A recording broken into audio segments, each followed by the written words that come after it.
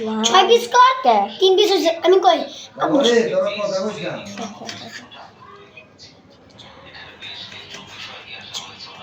একজনে 2 পিস